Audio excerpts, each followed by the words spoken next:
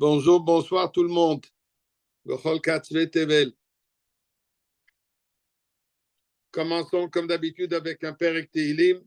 On va commencer avec le Perek Kouf, sans Mizmor le Toda, Rio l'Adonai Kol Haaretz, Ivdu es Adonai V'simcho bo elefanu b'nonadu k'Adonai Elohim, Hu asan v'lo enachnu ame v'tzoi marisa bo yishor b'soi lechatzroiso b'sila. Hoydu lebachu shmo ki toiv Adonai l'olam chazdoi v'yad doir v'doir emunasoi. Disons aussi le chapitre du Rabbi, Kouf Chav Gimel, Shir Amal Toses Einaya Yoshvi Bashamayim. הנה כן עבודם על יד אדוניהם, כן ישיבו ליד גבירתו, כן עינינו לאדוני אלוהינו עד שוכננו. פנינו אדוני חוננו כרב סבן הבוז רבה, סובה לו נפשנו לגב שננים, הבוז ליגי יוינים. Donnons un peu de tzedaka.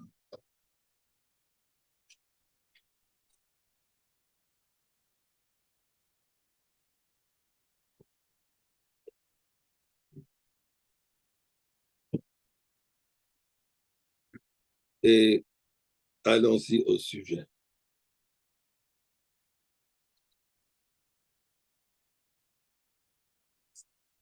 Alors, d'abord, mes chers amis, je m'excuse. Dernièrement, à plusieurs reprises, je n'ai pas pu faire le shiur, j'étais en déplacement, j'étais en voyage, j'étais préoccupé, etc., etc. Et aussi, aujourd'hui, malheureusement, mon ordinateur, je n'arrive pas à rentrer dans le Zoom par l'ordinateur, donc je dois le faire par le téléphone. Et sur le téléphone, je ne peux pas faire le partage d'écran. Si vous avez une Gemara Yevamot près de vous, prenez la Gemara et allez-y à la page Kuf of Aleph 121 Ahmed Aleph, sujet que nous allons aborder.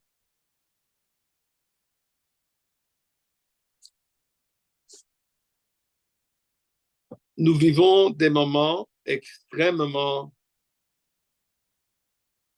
comment je dirais, radicaux. Troublant. Pardon? Troublant.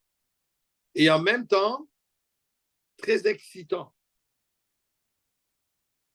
Qu'est-ce que je veux dire par là? Oui, ça fait déjà plus qu'une année que malheureusement Eretz Israël est en guerre. Et malheureusement, des pertes de vie, des soldats,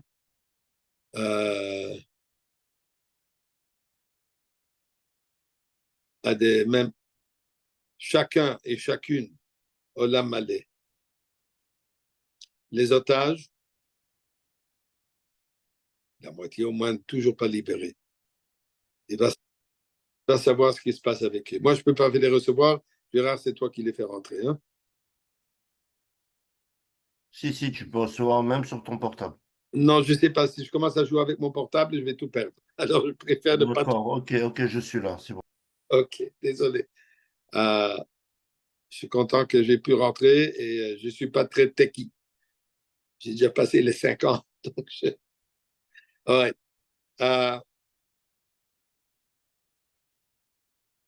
Ça, c'est d'un côté. Des bombes qui n'arrêtent pas de tomber. D'ailleurs, aujourd'hui, j'ai entendu, il y avait une bombe qui est tombée dans un jardin d'enfants. Miraculeusement, Baruch Hashem, personne n'a été affecté. Mais il y avait 2 autres, je crois qu'il y avait 2 morts aujourd'hui. C'est un autre endroit. Donc, c'est d'un côté, c'est perte de vie, c'est dommage, c'est perte d'immeubles, de maisons qui brûlent, des terrains qui sont brûlés, etc., etc. C'est inquiétant.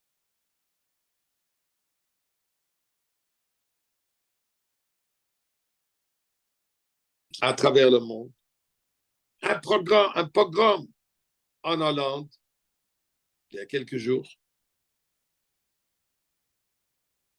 J'entends qu'en Belgique, à Anvers, dernièrement, des Juifs qui se font régulièrement attaquer par des Arabes dans la rue, au sein du quartier religieux, en pleine journée, pas le soir, mais en pleine journée, ils se font jeter des vélos et ainsi de suite. Donc, nous voyons des souffrances, des moments inquiétants, comme tu as dit tout à l'heure. Et de l'autre côté, des miracles extraordinaires. Le fait que la grande majorité, je dirais 99,99% de tous ces missiles, de tous ces roquettes qui tombent, n'ont aucun effet. Les têtes, plutôt, ce ne sont pas des têtes, c'est ça, les têtes des chiens. Je peux pas dire, je m'excuse, je reprends le mot chien, puisque c'est une insulte aux chiens de dire que ces terroristes sont des chiens, qui sont systématiquement arrachés. La Hezbollah qui est en train de tomber, le Hamas qui est en train de tomber, mais ils sont toujours là. Alors nous voyons d'un côté des miracles extraordinaires. Regardons même, pas pour dire que Trump c'est Mashiach, loin de là. Mais c'est certainement un miracle qu'il a gagné, puisque Contrepart était vraiment un danger pour Am Israël, pour le peuple juif et pour tout le monde. Alors, Baruch Hashem, qui lui l'est monté, mais est-ce que ne faut pas se tromper et penser, ah, la Goula est arrivée puisque Trump est devenu ou deviendra Premier ministre? Certainement pas, président, je crois président. C'est certainement pas ça le cas. Quelle est notre réaction quand on voit comme ce programme en Hollande? Quelle doit être notre réaction comme juifs? Quelle était notre réaction dans le passé?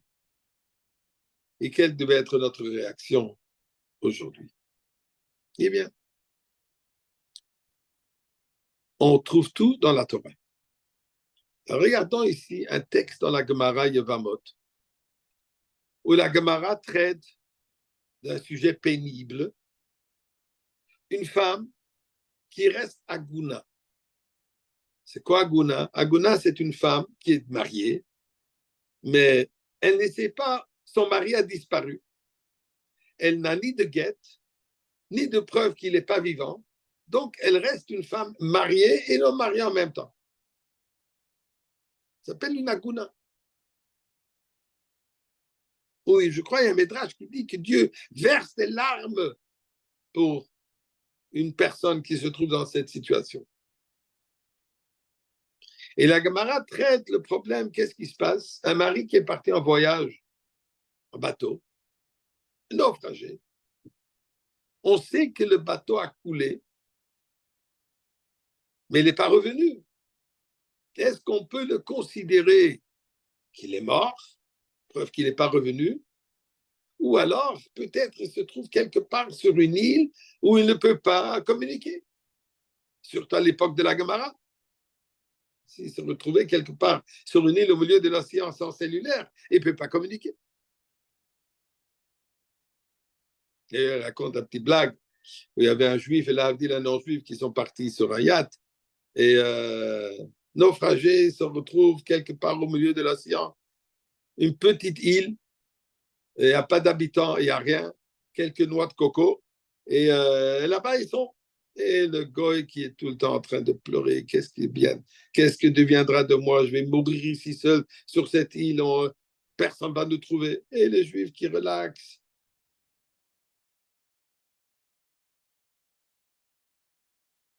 Et ils vont me trouver, n'arrête pas de dire, ils vont me trouver. Déjà une semaine qui est passée, et ils vont me trouver. Elle dit, mais qui va te trouver? Dit, j'ai fait une promesse de tzedaka à une institution, ils vont finir par me trouver au juste. Donc, la Gemara traite de la Mishnah, traite de ce sujet. Qu'est-ce qui se passe si une personne, le bateau, il a coulé, est-ce que la femme, elle peut se remarier ou non? Est-ce qu'elle est considérée toujours mariée ou on peut la considérer qu'elle est déjà veuve? Mishnah veut faire une différence entre Maïm sheyesh lahem sof et Maïm she'en lahem sof. De l'eau où il y a une fin, une rivière, ou comment ça s'appelle, un canal, qui a un début et qui a une fin, que là, il devrait pouvoir, s'il n'est pas mort, il devrait pouvoir sortir, il devrait pouvoir arriver. Pourquoi? Puisque ce n'est pas tellement grand. Là, on dit que ici, le fait qu'il n'a pas apparu après un certain moment, c'est sûr et certain qu'il est décédé, donc elle peut se remarier, elle est considérée almana et elle peut se marier.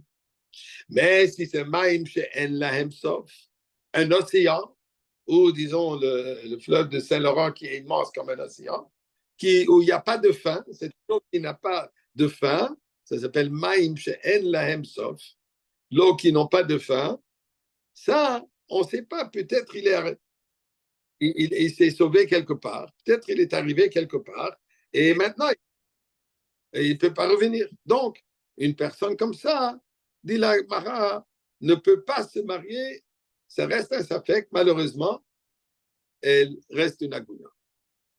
Ça, c'est la discussion là-bas dans la Mishnah, Gemara Yevamot, plusieurs pages qui discutent de ce sujet. Et là, la Gemara raconte deux histoires. Tanya, Amar Rabban Gamliel. Rabban Gamliel de dire, je m'excuse, je ne peux pas vous montrer le texte puisque je suis sur le téléphone et pas sur l'écran de l'ordinateur. Mais comme j'ai dit, si vous trouvez Gemara Yevamot, Kufrof Aleph, Amoud Aleph, au milieu de la page. Rabban Gamliel dit la chose suivante. Pam achat, et puis un moment, et puis un jour, Aïti Mahaler Besfina, je voyageais sur un bateau, Veraïti Sfina Achat Shenishbara. Et j'ai pu voir que pas loin de bateau sur lequel moi je me trouve, il y a un bateau qui coule au milieu de l'eau. Il dit,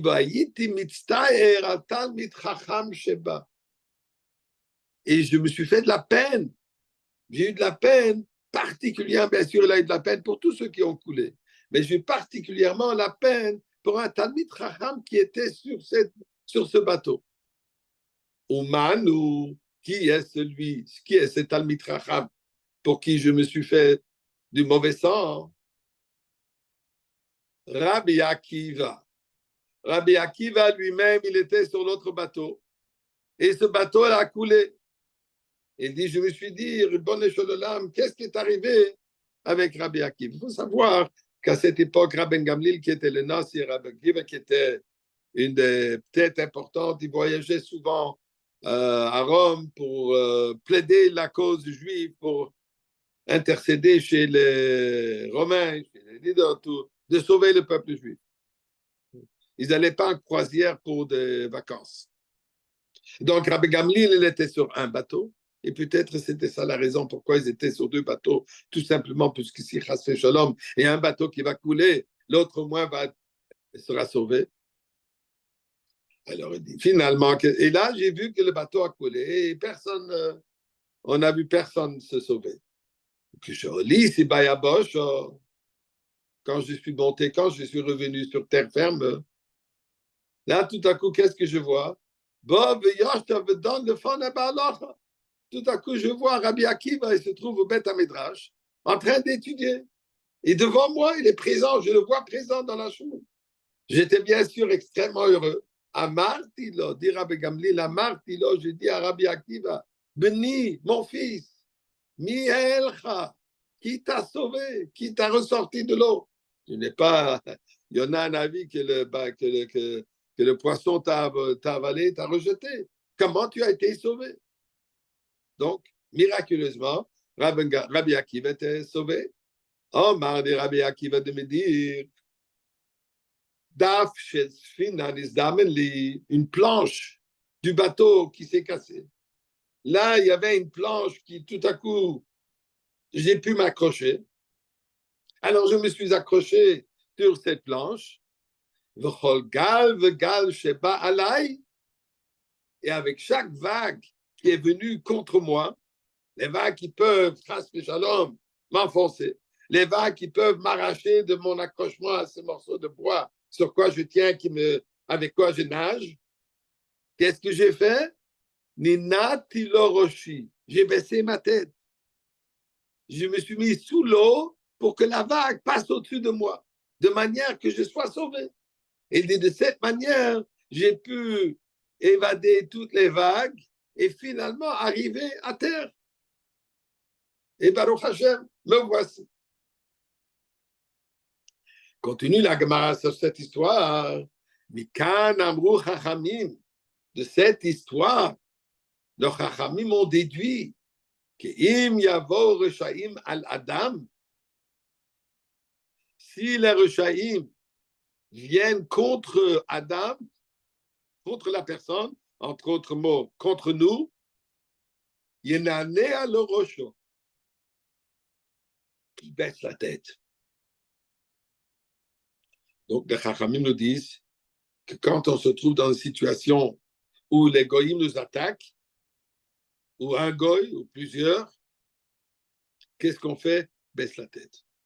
Passe sous la vague. Laisse la vague passer. Peut-être tu seras frappé, ça va te faire mal, mais tu vas pouvoir être sauvé, tu vas pouvoir passer. C'est ce que la Gemara nous dit. Si vous permettez, je vais ouvrir et fermer ici une petite parenthèse intéressante. Il dit, Yavor Shaim al Adam. Sur Adam. Qui est Adam? Adam, bien sûr, il est pasuk. Atem kruim Adam. Atem, Dieu dit, vous êtes appelés au mot d'Adam. On trouve Adam Arishon, et ensuite, on trouve aussi chez Ishmaël. Mais là, il y a un adjectif en disant Père Adam, dans la paracha de la semaine dernière, Lech Lecha, Ayer Père Adam. Mais dit la Torah, Atokruim Adam. D'ailleurs, histoire intéressante. Durant le Mishpat Beilis, qu'on appelle, ce jugement en Russie, où ils ont fait, comment on appelle ça, le blood libel, j'oublie comment on dit ça en français. Ils ont accusé un juif au nom de Beilis, Mendel Beilis, qu'il a tué un petit non-juif pour faire couler le sang pour la matzah de Pessah. Et ça, c'était il n'y a pas plus longtemps qu'il y a 100 ans, durant le temps de Rebbe Rachab. Et c'était un moment extrêmement dangereux, puisque bien sûr, c'était pas seulement Beilis qui est accusé sur le banc d'accusés, tout Am Israël était sur le banc d'accusés. Alors il y avait tout un comité de rabbanim, des grands avocats qui se sont impliqués là-dedans, incluant, si je ne me trompe pas, Meir Shapira, le Rav de Lublin. D'ailleurs, sur qui on dit que c'est lui qui a développé le concept du DAF, le DAF Ayomi. Je dis DAF Shel Sfina, ça rappelle l'histoire. Même qu'à Chabad, on étudie tous les Yutet Kislev sur une cercle entière, le concept du DAF Ayomi. Le Rebbe ne l'a jamais vraiment officiellement supporté. Officiellement, on n'en a pas parlé. Apparemment, la raison, puisque l'Alter a institué tous les ans de prendre une Mesechet ou deux Mesechet et de finir toutes, faire le Siyum sur la Mesechet, le Gemara de cette manière. Peu importe. Alors, à certains moments, le procureur, il dit que le juif considère pas les non-juifs comme des êtres humains. Il les considère subhuman, comme on dit, plus bas que d'êtres humains. Preuve, il rapporte ce passage. Atem kruim Adam. Vous êtes appelés Adam. Et le reste ne sont pas appelés au mot Adam. Donc, vous voyez bien que votre Torah, votre religion, vous amène à dire que le reste de l'humanité ne sont pas des êtres humains. Alors, si on n'est pas considéré des êtres humains, c'est tout à fait logique que vous le tuez l'enfant pour vos matzot. Ça, c'était une accusation. Meir Shapir a donné, je crois que c'était Meir Shapir, il a donné une explication brillante là-dessus. Il dit, regardez, en hébreu, il y a une différence entre le singulier et le pluriel. Il y a certaines langues qui l'ont, en anglais, il n'y a pas de différence. En français, il y a une différence entre toi et vous, entre le singulier et le pluriel. La havdil, en hébreu aussi, il y a une différence entre le singulier et le pluriel. Par exemple, ish, un homme, ça c'est singulier. Anashim, c'est pluriel. Et ainsi de suite. Shor, shvarim, behema, behemot, etc. Le mot Adam n'a pas de pluriel. Il n'y a pas un mot Adamim ou Adamot. Si on dit Adamot, ça veut dire la terre, ce n'est pas être humain. il n'y a pas de pluriel sur le mot Adam. Dit la Torah, Atem Kruim Adam. Vous êtes tous, tout le peuple ensemble est appelé un. Vous êtes un peuple complètement unifié. Il n'y a pas de pluriel parmi vous. Vous êtes tous un. Et là, il ajoute, il dit, regardez d'ailleurs, vous accusez un individu, un Mendel Baylis, qui était le manager d'une grande manufacture, vous l'accusez à lui, que lui, il a tué cet enfant. Mais soyez honnête, ce n'est pas seulement lui qui est sur le banc d'accusation, c'est tout le peuple juif qui est sur le banc d'accusation. C'est ça ce que la Torah dit. Sachez que chaque chose vous faites, vous ne faites pas ça à titre individuel, ça affecte tout le peuple juif. Bon, j'ouvre ça et je ferme ça comme une parenthèse. Et on voit ça aujourd'hui. Qu'est-ce que les Juifs à Amsterdam ont à faire avec Israël? Bon, ce cas-ci, c'était des Israéliens. Mais qu'est-ce que les Juifs, le Chassid Satmara en Verse, qu'est-ce qu'il lui a à faire avec Israël? Et pourquoi on saute sur lui? Pourquoi? Et la même chose à travers le monde. Puisque le monde sait que nous sommes tous ensemble. Ceux qui touchent un Juif à un endroit, ça touche un Juif à l'autre. Mais pour en voir, qu'est-ce que nous voyons dans cette histoire? Que la Gemara de dire que quand on se fait attaquer, quand on est en danger par les goy, qu'est-ce qu'il faut faire? Baisse la tête. Et la Gemara continue. On en tire de ça comme c'est grand, comme c'est logique, comme c'est extraordinaire, les paroles de nos Chachamim qui disent Maïm sheyesh lahem sof muteret. De l'eau qui a une fin, la femme, et si le mari n'est pas revenu, ça veut dire qu'il est mort. Et pour ça, elle peut se remarier. Maïm she'en lahem sof asuva. De l'eau qui est de l'océan, elle est asura. Et la preuve, regardez Rabbi Akiva. Rabbi Akiva s'est trouvé dans l'Atlantique, je crois, et il a coulé là-bas, il est revenu. Donc, ça veut dire que de l'océan, on ne peut pas savoir s'il est vivant ou non. Donc, pour ça, elle est asura. C'est une histoire. La Gemara continue là-bas, une deuxième histoire. Quelle est la deuxième histoire? Tanya Rabbi Akiva. Rabbi Akiva raconte, moi j'ai eu une même situation. J'étais sur un bateau. Et j'ai vu un autre bateau qui est en train de couler.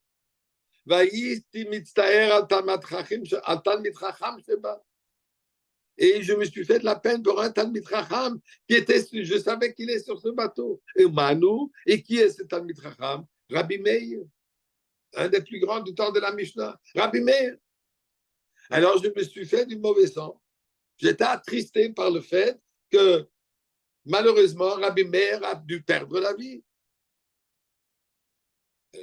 Oh, c'est le Medinas Kapot qui a, quand je suis arrivé dans le pays de Kapot, qui a, je ne sais pas exactement où ça se trouve. Alors là, tout à coup, je vois où est-ce que Rabbi Akiva il va à la Chourde, il va étudier la Torah. Alors tout à coup, je vois, tout à coup, Rabbi Meir a apparu là-bas, et là, il est en train d'étudier la Torah. Amar Tilo de Rabbi Akiva, je lui ai dit, Béni, mon fils, qui t'a sauvé, qui t'a levé, qui t'a sorti de l'océan? Amarli, il me dit, Gal teradani le chavero. Une vague m'a mené vers la deuxième vague. Le chavero. Donc, les vagues m'ont jeté d'une vague à une autre vague. Jusqu'à la dernière vague m'a renvoyé, m'a rejeté complètement de l'océan et m'a mené sur la terre ferme.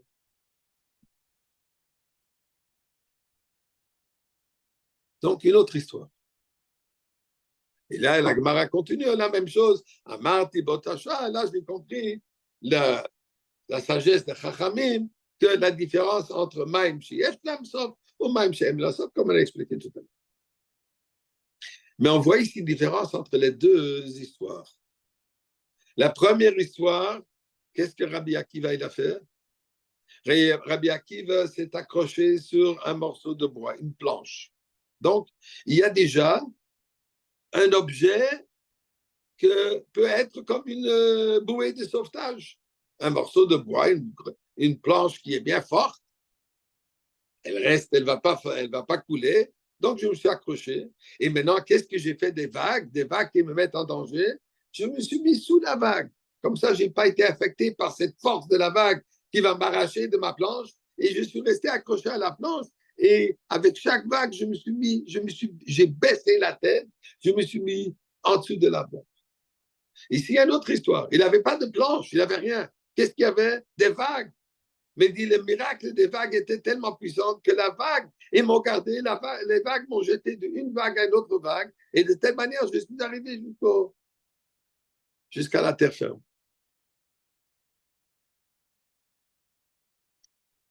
Il ne dit pas qu'il a mis la tête sous les vagues. Rabbi Akiva, lui, il a penché sa tête sous les vagues. Rabbi Meir, il a utilisé les vagues pour se sauver par les vagues, par la force des vagues. Ce sont les vagues qui l'ont mené d'un endroit, d'une vague à une autre vague, jusqu'à qu'ils l'ont jeté complètement blessé. On raconte une histoire. Je crois que c'était 1939 ou je crois que c'était 1939. Le Rebbe et la rabbinite Chaim Oshke se trouvent à Vienne avant qu'ils sont partis en France, ou même plus tôt. Peut-être un peu plus tôt, 1937 peut-être. Oui, puisque je crois que le Rebbe et la rabbinite, ils ont quitté l'Allemagne dès que Hitler est monté avec le nazisme. Ils sont partis de Vienne, ils sont partis vers la France. J'oublie maintenant la date précise. Peut-être quelqu'un qui se souvient mieux. S'il vous plaît, partagez cette information. Mais à un certain moment, le Rebbe et la Rebbetzin marchent sur un des grands boulevards à Vienne. Vienne est connue pour des grands boulevards et des trottoirs très larges. Et tout à coup, ils voient venant vers eux, de l'autre sens, tout un groupe des jeunes Hitler, comme ils appelaient, de Hitlerjugend, les jeunes nazis, marchement des Ichram, avec leur marche comme des soldats et avec toute leur haine dans les yeux. Et le Rebbe et la rabbinite les voient venir carrément sur le trottoir en face d'eux, ils viennent vers eux. Le Rebbe a suggéré à la rabbinite d'aller de côté. Il y avait là-bas comme une petite entrée dans une maison, et les portes qui sont un peu plus à l'intérieur. Le Rebbe lui dit, vas-y, mets-toi là-bas. Donc, va près du mur. Mais le Rebbe n'a pas bougé. Le Rebbe est resté debout au milieu du trottoir et tous ces rechaïm, tous ces nazis et marchemans qui viennent vers le Rebbe ne bouge pas. Et qu'est-ce qu'ils ont fait? Ils sont tous partis autour.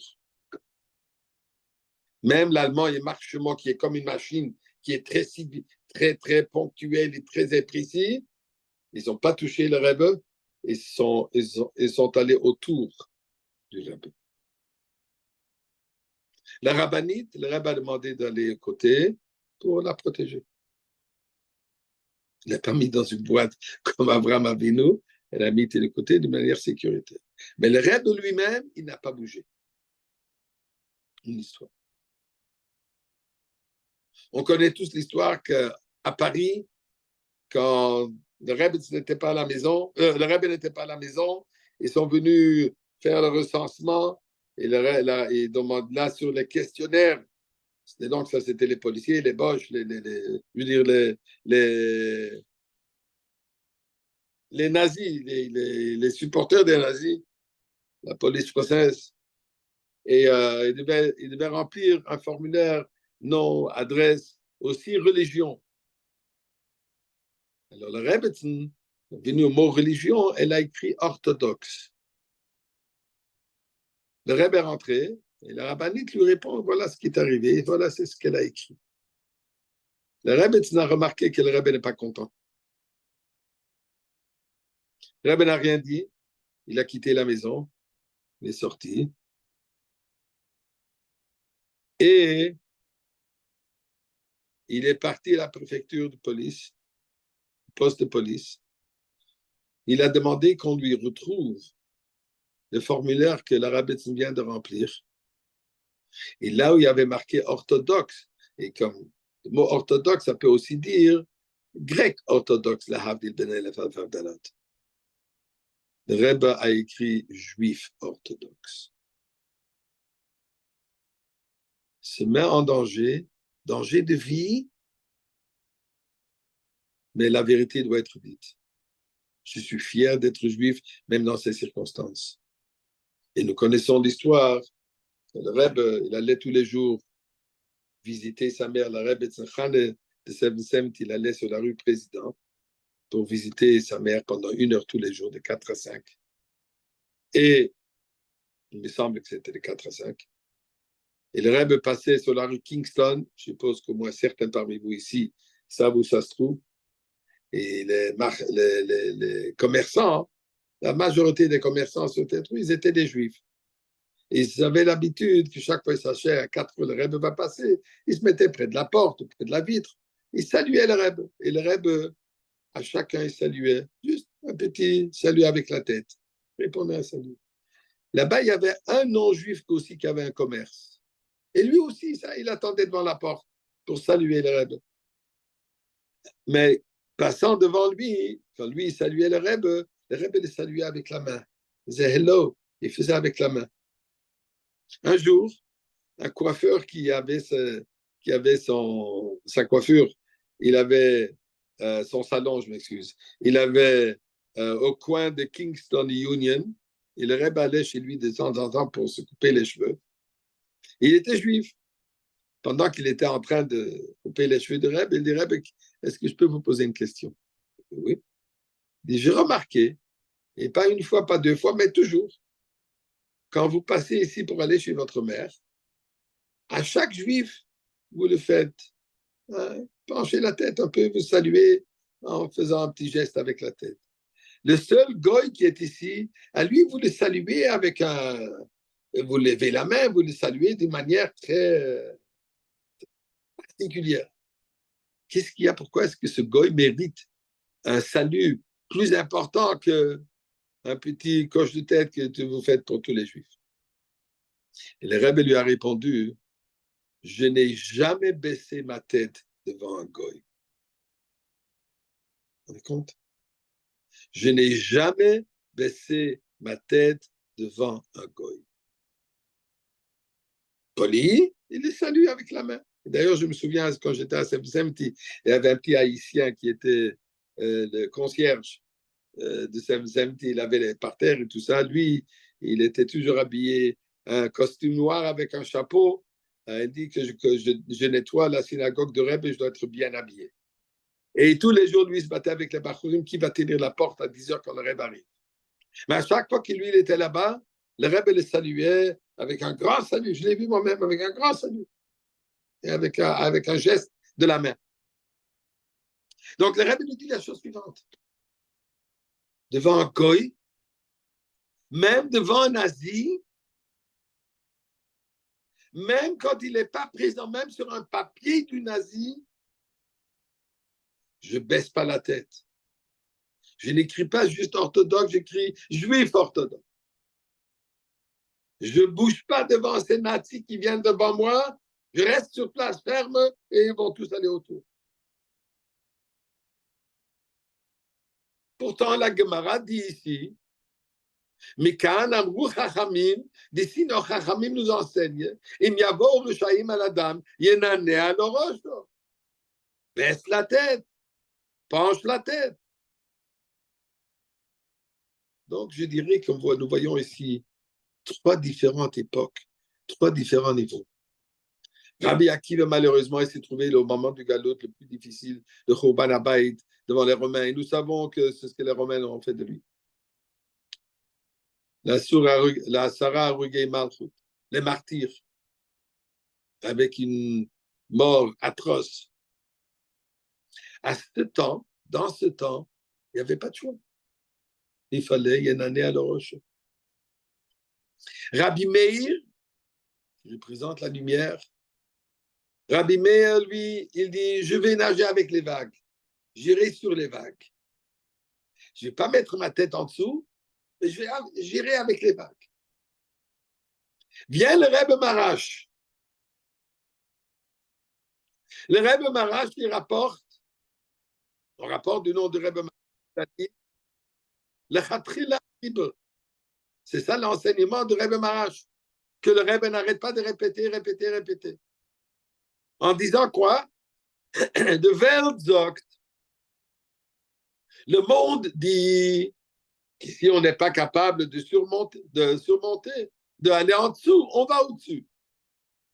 Le Rebbe Marash sagt, nous disons, le Chatrila Ribbe, qu'on n'attend pas de voir si je peux passer par en dessous, sinon je vais aller par au-dessus. On va la Chatrila Ribbe. By the way, j'ai entendu ces jours-ci ce que le Rebbe Marash dit de Welt sagt, le monde dit. Qui est ce monde? C'est l'Alte Rebbe, le Balatania, c'est lui qui l'a dit. Donc il y a une différence entre l'époque du Balatania et le temps de Rebbe Marash.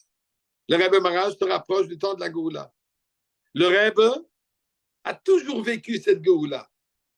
Comme le Rebbe écrit, depuis le jour où je suis parti au Cheder, depuis le jour où j'ai commencé à réfléchir, j'ai toujours imaginé comment Mashiach a l'air, de quoi il a l'air. La fameuse lettre qu'il a écrite au président d'Israël, pourquoi il l'appelle pas président, puisque pour moi, le nom Nasi représente Mashiach. Et je ne peux pas attribuer ce mot à quelqu'un qui n'est pas Mashiach. Donc le Rebbe, il vit toute sa vie depuis son enfance, depuis le premier moment de son existence, il vit dans la Géoula. Il exprime Géoula dans chaque chose. Sa vie, la Géoula se manifeste dans tous les aspects de sa vie. Et ça, il dit toujours le Chatrila Ribbe. À chaque fois quand quelqu'un a un problème, double tes efforts. À tous les mosdot qui ont des problèmes financiers, double tes chovot, agrandis tes chovot, il fait plus et plus. Et tu vas voir les succès qu'il y a là-dessus. Qu'est-ce que ça veut dire ça? Ça, c'est une expression de quoi? De Géoula. C'est une expression de vivre, un mode de vie de Géoula où le monde n'existe pas. Donc c'est ça, je crois que la Gemara nous enseigne ici. La Gemara nous dit ici, c'est vrai, dans le temps de Rabbi Akiva, malheureusement, c'était un temps, on n'avait pas de choix, il fallait pencher la tête.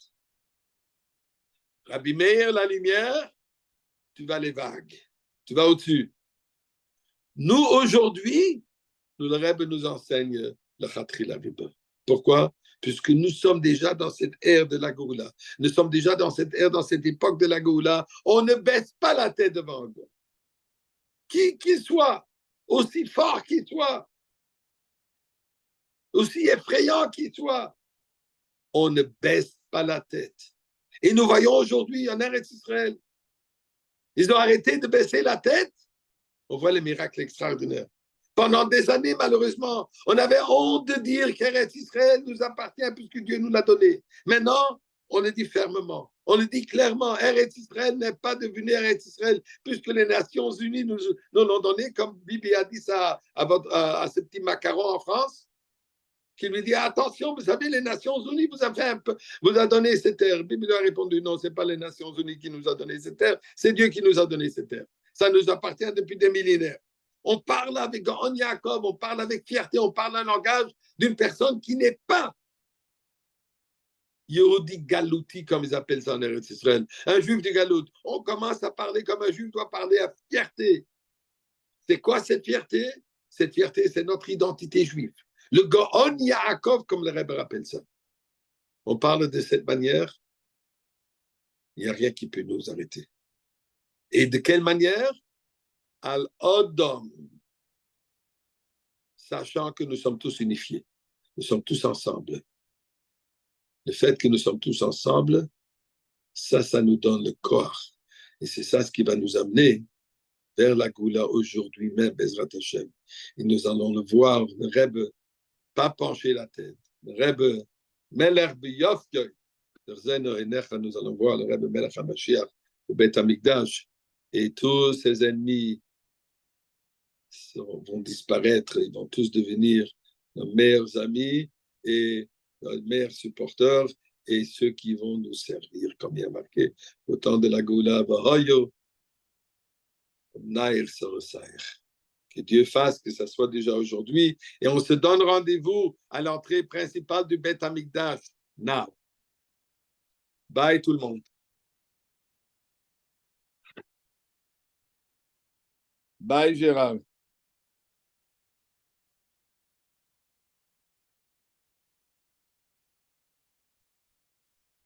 Une bonne nouvelle. Amen. J'essaie de sortir, je ne vois pas comment sortir d'ici. OK, bye.